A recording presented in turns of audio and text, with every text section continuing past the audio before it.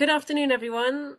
Thank you for taking the time to come and listen to the webinar by Glenn. I want to introduce Glenn here, who is the owner and manager, or co-owner and co-manager of the lovely coffee farm just outside San Jose, Finca Rosa Blanca.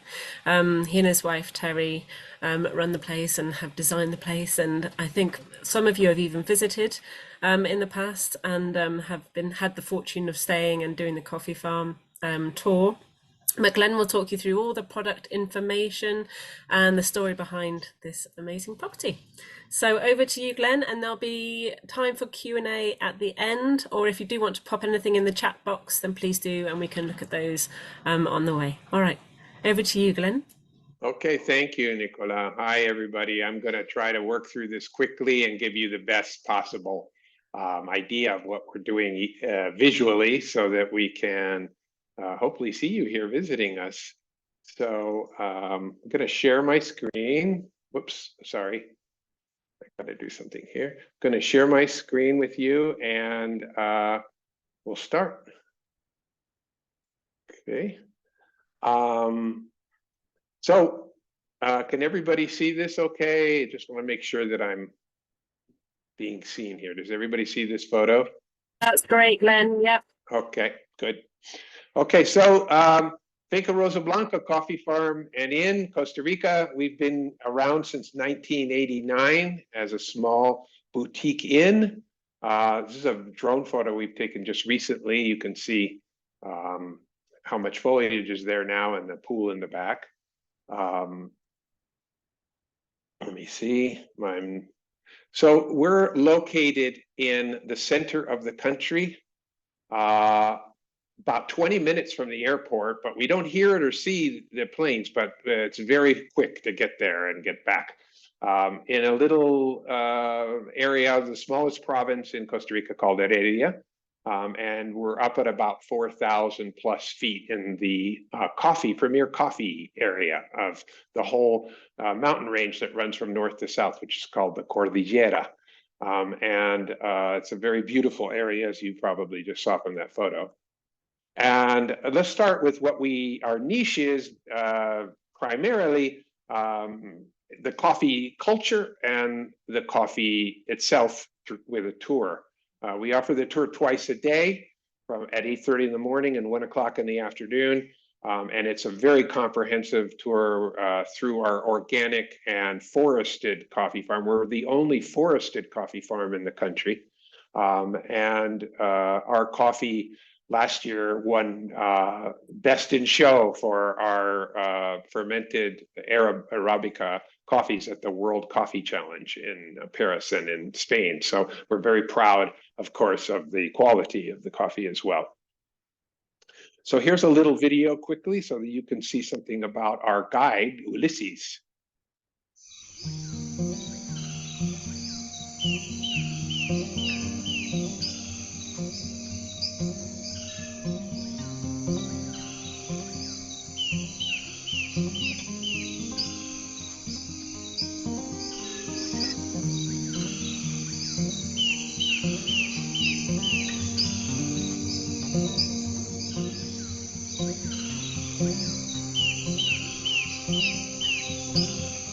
Hi, my name is Ulysses Zúñiga. I am the coffee tour guide in approximately 1,200 meters above the sea level. That's part of what makes a really good quality of coffee, high elevations of Costa Rica. We are working with a whole symbiosis with trees, with plants, and with the coffee plantation. Always surrounded by more than 60 different species of trees.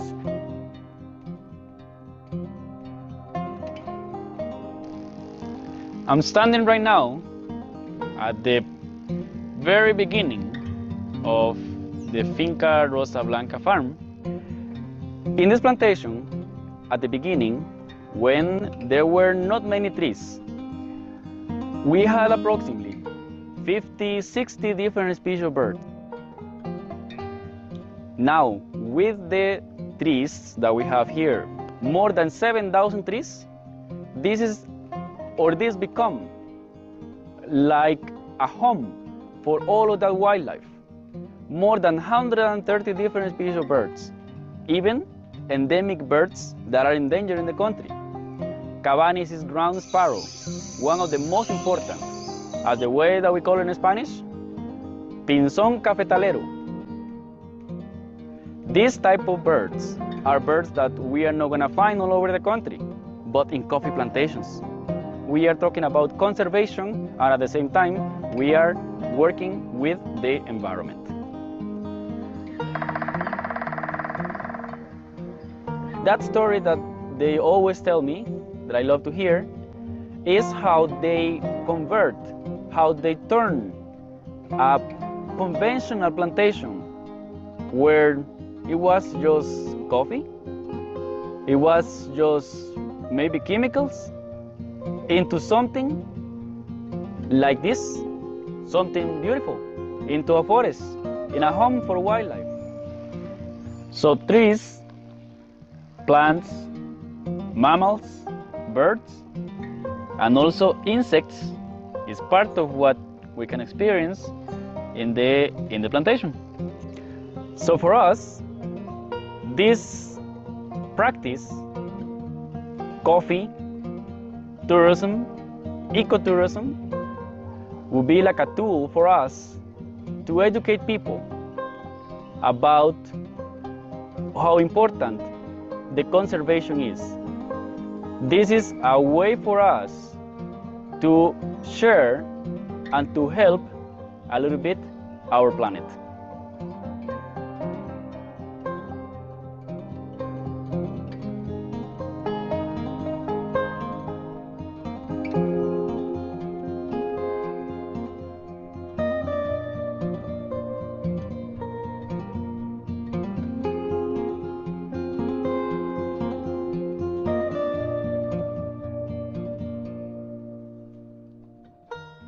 So you can see that we have a very compassionate and passionate guide. We have two guides actually, Ulysses, who you just saw, and Paulo, who's a biologist, who's also very passionate about the symbiosis between all of what we're doing and a good ecology. But quality, of course, is always at the top of the list of our focus.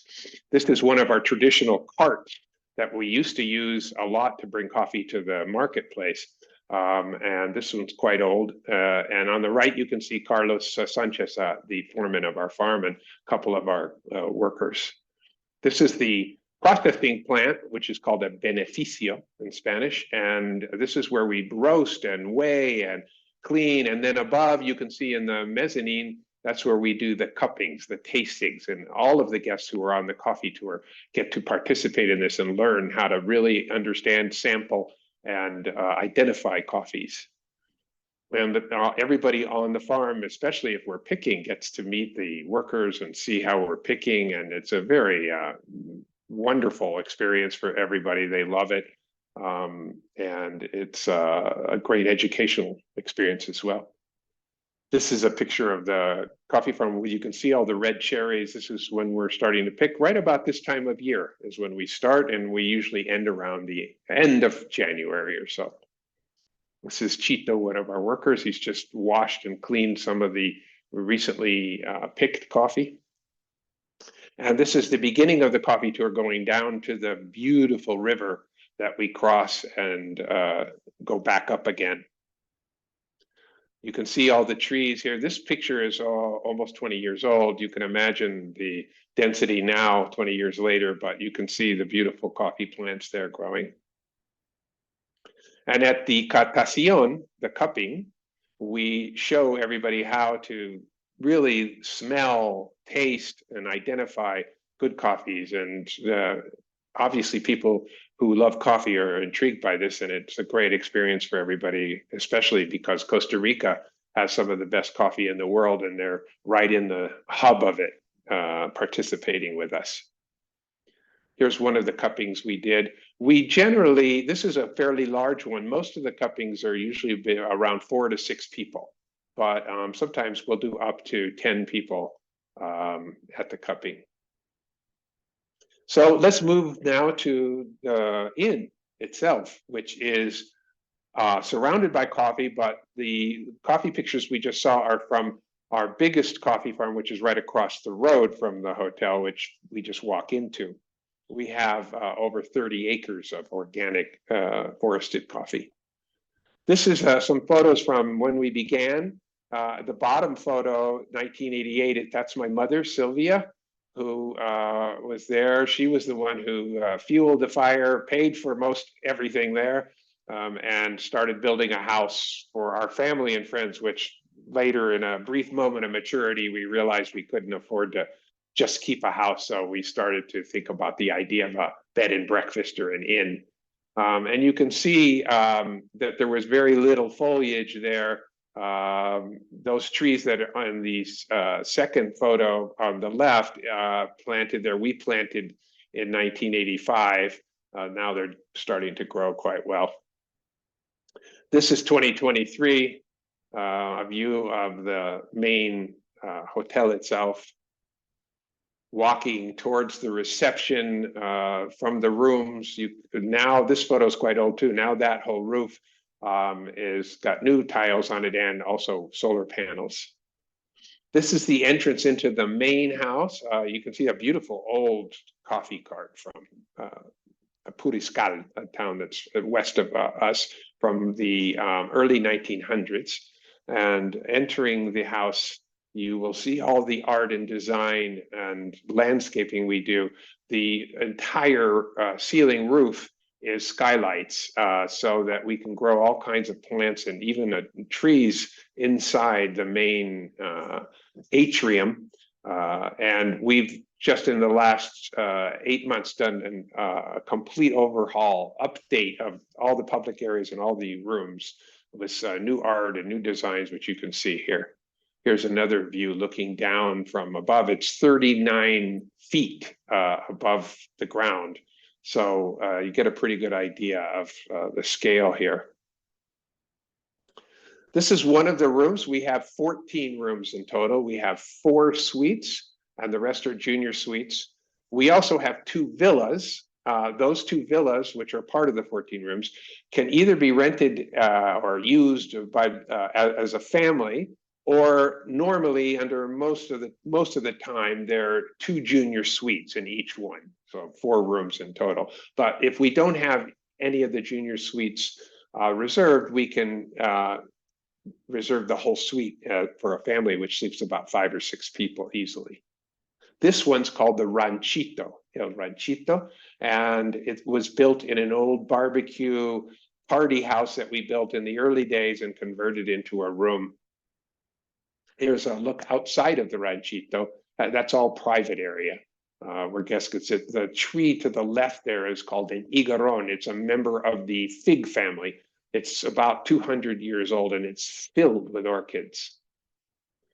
Here's a view from the drone of the bedroom upstairs from the Rosa Blanca suite. And down below is the bathroom. It's quite a large room. That's our kind of flagship suite. And that is 40 feet above the ground up there with views 360 degrees. This is the bathroom. On the left, which you can't see, is a shower. And then in front of us is the bathtub, which we built for my mother. You can see the armrest there on the left.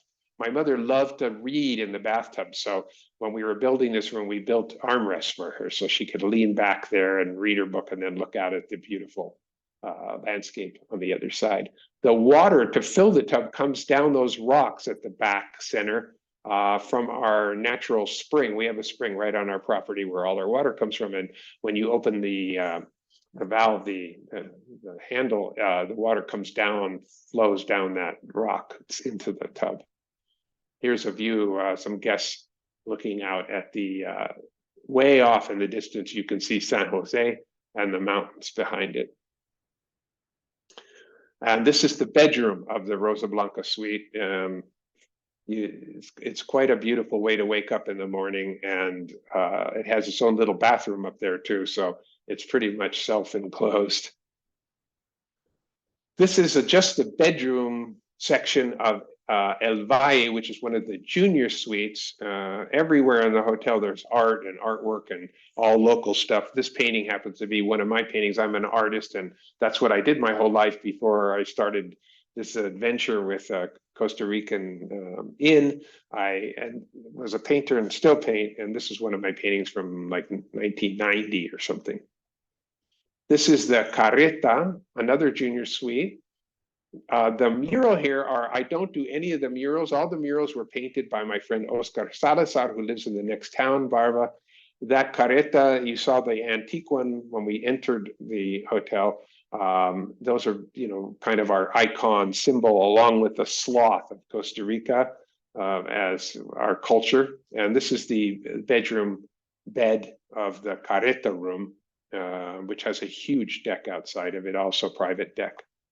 This is another junior suite called La Ventana, named after the painting of the Ventana there. And outside those beautiful gauze and blue curtains is another private deck. Every room in the hotel has its own private, beautiful deck with views, except for the Aves, which we'll get to, which has its own private outdoor garden and hot tub. This is a room called La Piedra. La Piedra means rock, stone. We built the bed on top of a big rock, and it floats there. It's a very nice feeling. And outside those curtains on the left is another large deck. This is a suite called El Guarumo. This is the bathtub, like the Rosa Blanca suite with handmade bathtub. And during the day, if you're in that bathtub, you look out those windows, you'll see the whole valley below you. This is El Cielo suite, which is a little cottage off below the Rosa Blanca suite. And outside those double doors in the back left is a big hot tub jacuzzi, which sits on a deck overlooking the whole Central Valley right here. The birding in the morning is just insane. There's, as Ulysses mentioned in that video, as he said, we had 137 species. We now have 146 species due to our reforestations. This is Las Aves. I mentioned that earlier. This is one of the rooms that doesn't have a view to the Central Valley, but you can see outside those curtains, there's a private handmade Japanese-style jacuzzi bathtub with all of these beautiful plants. Here's a view of one side of it. And it's a great place to just sit with a glass of wine and relax in that hot tub. These are the two villas. This is one of the villas that you can see from below. And here's the bedroom, just the shot of the bedroom. It's a much larger room, but I just wanted to give you an idea of the paintings and the fabrics that we're using in this room. Here's a longer view of that same room before we updated it, so you can see how large it is. And the swimming pool is 22 meters wide. There's no chlorine or chemicals. We just use an ionization process, so it's like swimming in a lake. It has a waterfall that comes off the top. It's great to sit in there. Kids love this. And you can see there's that kind of darker area of the pool around the sides. Those are like we call playitas, little beaches where children can sit if they want to and not have to worry about being too deep in the water. Up above the pool, we have a jacuzzi hot tub with views. You can see all the way out to the Central Valley and San Jose in the far distance. And during the rain, this is a great place to sit and enjoy the afternoon or the evening. Here's another view of the pool from above. This is a photo that's been used in Condé Nast and a lot of magazines talking about Costa Rica. It's quite a beautiful, lush place, and really a great way to relax and enjoy Costa Rica's bounty of nature and views. We have a wonderful restaurant called El Tigre Vestido. It's very popular amongst Costa Ricans. We have over 26,000 followers on our Facebook page, and our guests love the fact that they're intermixing with local community. It's a very local place. It's not a tourism spot, and it feels very Costa Rican. So it's a great way to dine, and people really love coming here and hanging out at the bar, having coffee. This is the entrance into the restaurant, which is about 90% outside on the deck, as you saw. And the name of the restaurant is El Tigre Vestido, which means the dressed up tiger, which is what we have there on the right on the fireplace. We offer all kinds of foods, mostly farm to table idea. We have organic greenhouses right next to the restaurant. Everything we serve is basically Costa Rican recipes that have been handed down, but sort of kicked up a notch with ingredients that are fresh and seasonal. And this is a salad that we offer. Offer also traditional, like people want a hamburger every once in a while. So it's all local ground beef, and instead of French fries, we offer yuca, which is a tuber, delicious tuber, and we fry those. People always love it and want more. And desserts, homemade ice creams, from coffee ice creams, fruit ice creams, and edible flowers.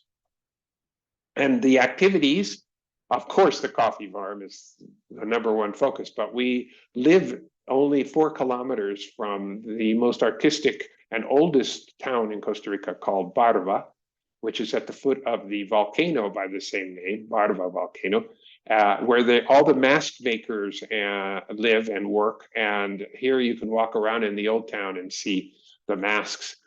This is Barva volcano right there. It's only about 8 kilometers from our hotel. It's for people who really like to hike, because you have to drive up park and then hike about 3 kilometers to the entrance of the park, and then another maybe 45 minutes to the crater itself. You can actually go right to the edge of this crater and see the lake. And the wildlife, of course, all of you know about Costa Rica's wildlife. We just recently added this beautiful two-toed sloth as our national animal, if you will. It's kind of an iconic country brand now. And they're all over the country, both in the cloud forest and in the rainforest. And at Barva Volcano, which I just showed you, there also are many of these that you can see. Bird watching, we're passionate about bird watching. Both of our guides are very good and very expert bird guides. And we have, as I mentioned, over 140 species of birds. So it's really great. And for those of you in the UK, over 13 million people in the UK identify themselves as bird watchers. So it's a pretty good market for Rosa Blanca. This is a painted bunting, one of the many birds you can see at Finca Rosa Blanca. We also offer rafting. You have to drive to the river, and it includes breakfast and a full day on the river, get back late in the afternoon, but many people love it.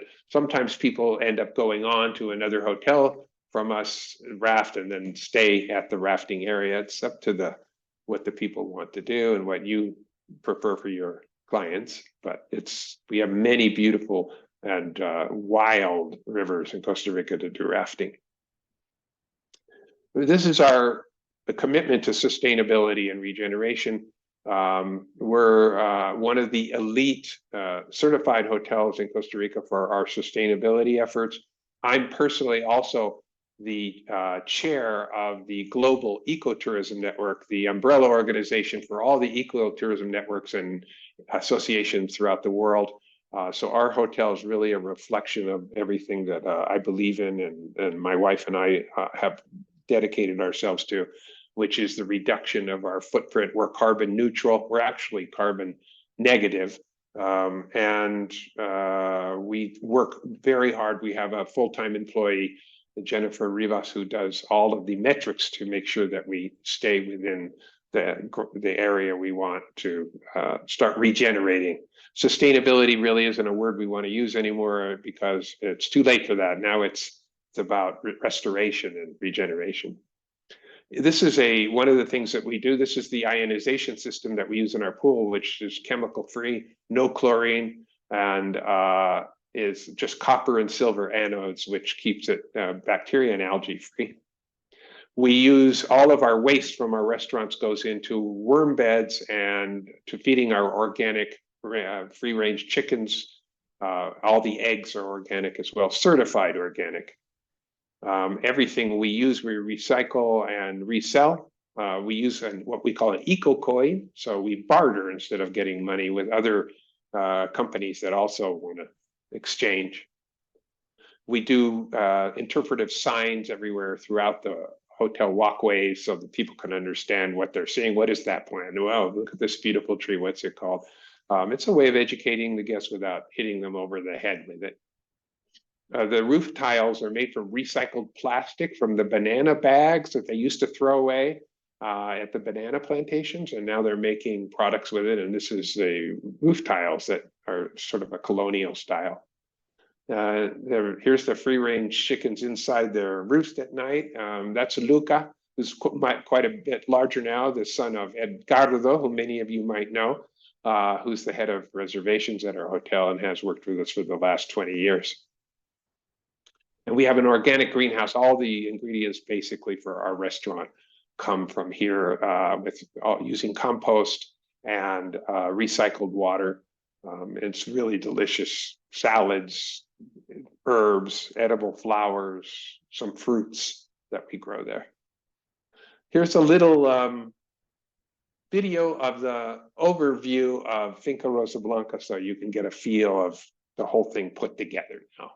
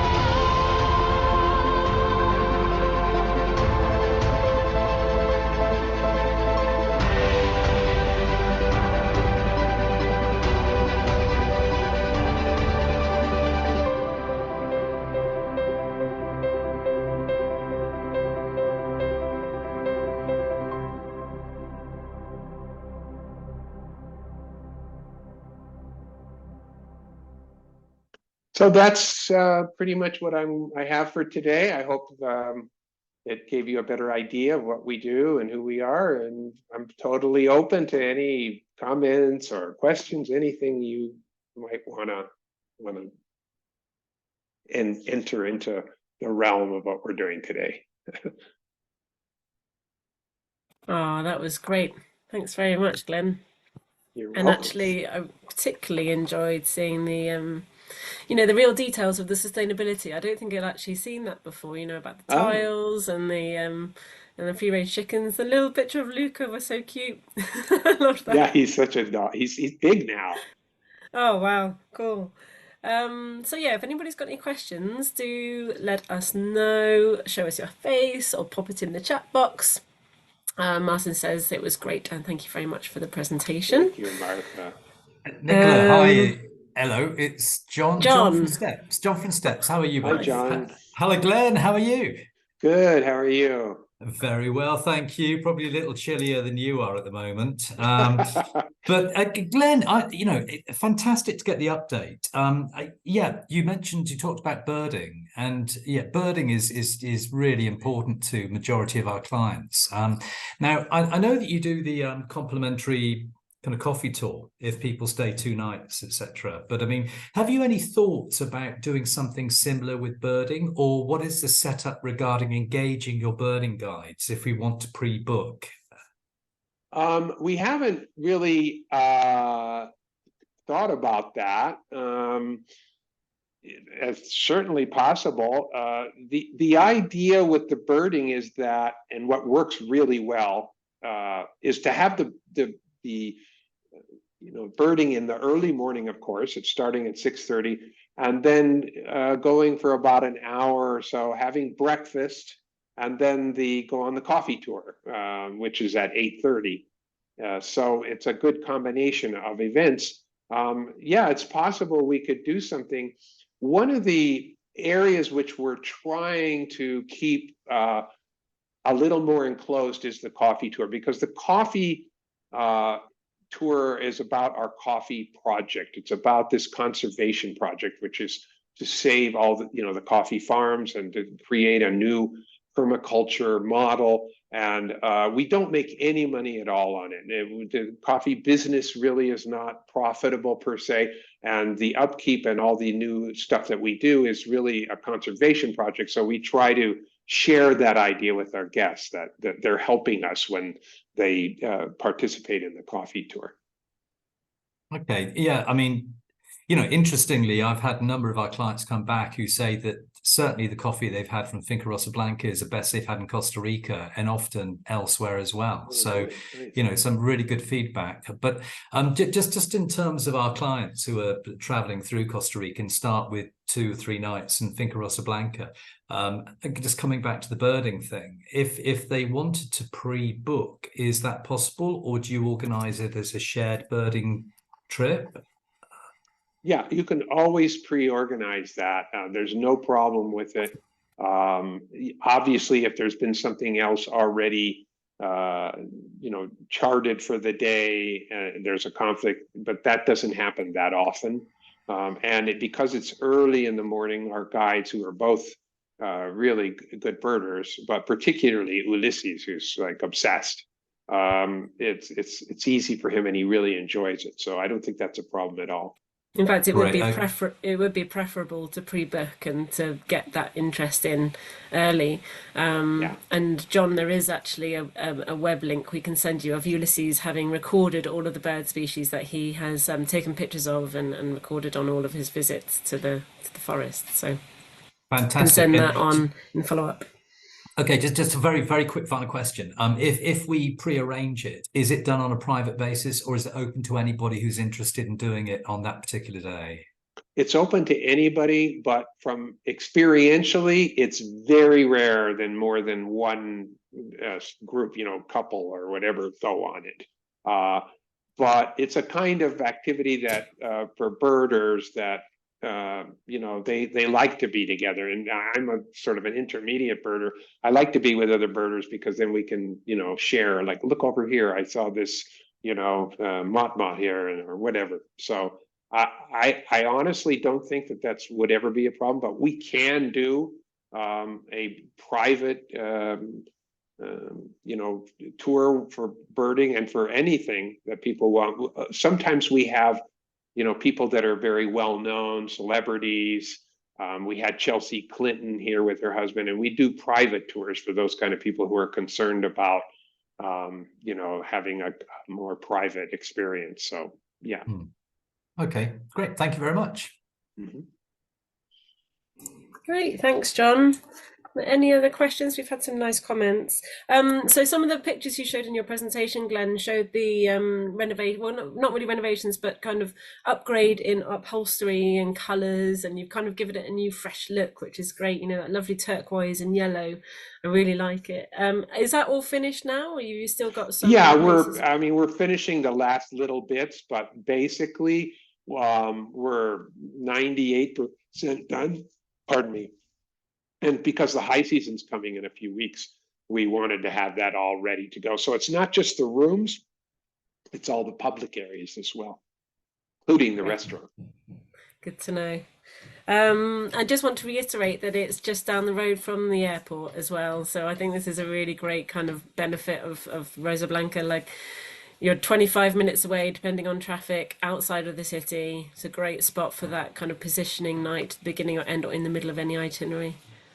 Yeah, I just want to add to that, just as I talked to you at Senderos about also, years ago, people would put their guests in San Jose for the last night, so because they had early flights in the morning out back to Europe or back to the US. But the unfortunately, one of the challenges that we're suffering in Costa Rica right now is the lack of mass transit, and the highways are just unbearable. And because Rosa Blanca is not connected to the normal routes, which are back and forth to San Jose, the airport's in Alajuela, not in San Jose. It's about 15 or 20 kilometers from San Jose. So it doesn't make sense anymore to put people in San Jose for the last night, because if they get caught in that traffic, they're going to miss their flight. And we're almost always, certainly there can be a fluke where a truck turns over or a car smashes or whatever. But in all these years, 30 something years, we've had very few incidents where we haven't made it to the airport between 20 and 30 minutes. It really just means that you don't have to be, the time difference of having to leave your hotel is a lot different, because obviously the DMCs would account for the time to get in from San Jose, but it just means you don't have to have those 4 a.m. wake ups necessarily. And you get your last night at Finca Rosa Blanca. Yeah, with you do. Where else would you want to be? Yeah, so exactly. Oh, fantastic. I think that's all the questions that I have. Oh yeah, just actually I did have another question about the balconies and private areas outside the rooms. Can guests have their meals there, breakfasts and dinners? No, we don't offer any kind of room service, partially because we're a very small personalized inn and not a real like 5-star hotel. It's a very different experience, but mostly because we're in such a strong ecological sphere there, where everything is balanced, that as soon as you have food and you're outside eating food, it's like the insects just start shouting out, "Party time on the deck of La Piedra, let's go!" And otherwise, there's like very little problems with insects at all. Sometimes you might see some ants crawling around up, but really, it's very well balanced. But so food for us is not really something we want to do. If somebody's ill or has a problem, we always will bring them food, cater to them. We're very about our guests and keeping them happy and personalized. But a general rule, we don't offer any kind of food service to the rooms or the pool. That's yeah, that's great to know actually. But I do know that you have all of your coffee in each of the rooms with the coffee stations, so that's important and great. And wine. Fantastic. Great. Well, I think that's everything from me, and yeah, we've got some lovely comments in the chat box, which I'll send on. As always, I'll send everybody an email with the recording and the resources and a few useful links. And yeah, do get in touch if anything occurs to you. And yeah, thanks very much to Glenn, and hope to see you over here again soon. Thank you, and thanks for everybody for taking the time to spend with us today. It's so nice, and I must say that you probably got that feeling, but we're one of the places around the world. As you know, we were a National Geographic Unique Lodge member. There are only 60 hotels, but we're absolutely one of those places that it's way better in person than it is in photos and videos. And sometimes it's the opposite, often it's the opposite, but in our case, I don't really think our videos or photos do it justice. So I hope you can come and visit and actually see it for yourselves. Me too. Great. Thank you, Glenn. Speak to you soon. Okay, thank you, everybody. Okay, bye-bye.